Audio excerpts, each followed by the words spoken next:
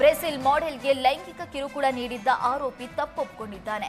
ಪೊಲೀಸರ ವಿಚಾರಣೆ ವೇಳೆ ಬಂಧಿತ ಇಂಜಿನಿಯರಿಂಗ್ ವಿದ್ಯಾರ್ಥಿ ಕುಮಾರ್ ಆ ಕ್ಷಣಕ್ಕೆ ಏನ್ ಮಾಡಿದ್ನೋ ನನಗೆ ಗೊತ್ತಾಗ್ಲಿಲ್ಲ, ಕ್ಷಮಿಸಿ ಅಂತ ಆರ್ಟಿ ನಗರದ ಪೊಲೀಸರ ಮುಂದೆ ಕಣ್ಣೀರು ಸುರಿಸಿದ್ದಾನೆ.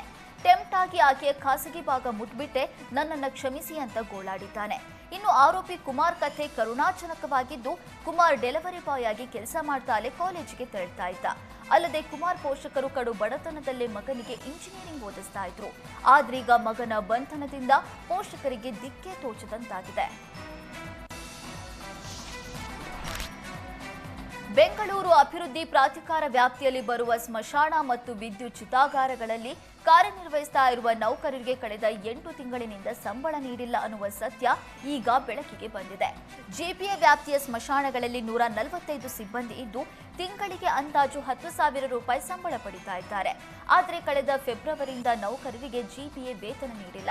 ಸಂಬಳ ನೀಡುವಂತೆ ಹಲವು ಬಾರಿ ಮನವಿ ಮಾಡಿದ್ರೂ ಯಾವುದೇ ಪ್ರಯೋಜನವಾಗಿಲ್ಲ. ಇದರಿಂದ ನೌಕರರು ಪರದಾಡುವಂತಾಗಿದೆ. ಫ್ರಿಡ್ಜ್ ಸ್ಫೋಟಗೊಂಡು ಮನೆಯ ಮೇಲ್ಛಾವಣಿ ಛಿದ್ರಗೊಂಡ ಮನೆಯಲ್ಲಿದ್ದ ವಸ್ತುಗಳು ಸಂಪೂರ್ಣ ಸುಟ್ಟು ಕರಕಲಾದ ಘಟನೆ ಹಾಸನದ ಹೊಳೆನರಸೀಪುರದ ಮಲ್ಲಪ್ಪಹಳ್ಳಿ ಗ್ರಾಮದಲ್ಲಿ ನಡೆದಿದೆ. ಲಿಂಗರಾಜು ಎನ್ನುವವರ ಮನೆಯಲ್ಲಿ ಅವಘಡ ಸಂಭವಿಸಿದೆ. ಅದೃಷ್ಟವಶಾತ್ ಮನೆಯಲ್ಲಿ ಯಾರೂ ಇಲ್ಲದೆ ಇದ್ದಿದ್ರಿಂದ ದೊಡ್ಡ ಅನಾಹುತ ತಪ್ಪಿದೆ.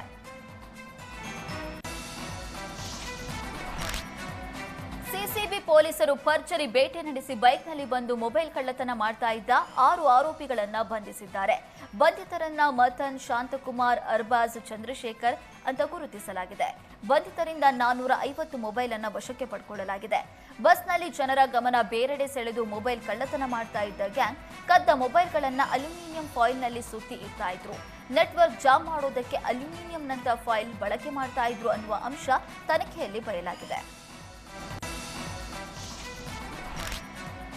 ಬೆಂಗಳೂರಿನ ಅಮೃತಹಳ್ಳಿ ಪೊಲೀಸರು ಕಾರ್ಯಾಚರಣೆ ನಡೆಸಿ ಬಿಎಂಟಿಸಿ ಬಸ್ಗಳಲ್ಲಿ ಮೊಬೈಲ್ ಕಳ್ಳತನ ಮಾಡ್ತಾ ಇದ್ದ ಕಳ್ಳನನ್ನ ಬಂಧಿಸುವಲ್ಲಿ ಯಶಸ್ವಿಯಾಗಿದ್ದಾರೆ.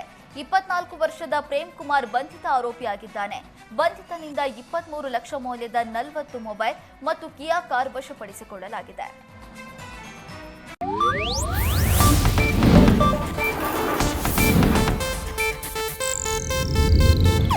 ಇದು ಏಷ್ಯಾನೆಟ್ ನ್ಯೂಸ್ ನೆಟ್ವರ್ಕ್ ಪ್ರಸ್ತುತಿ.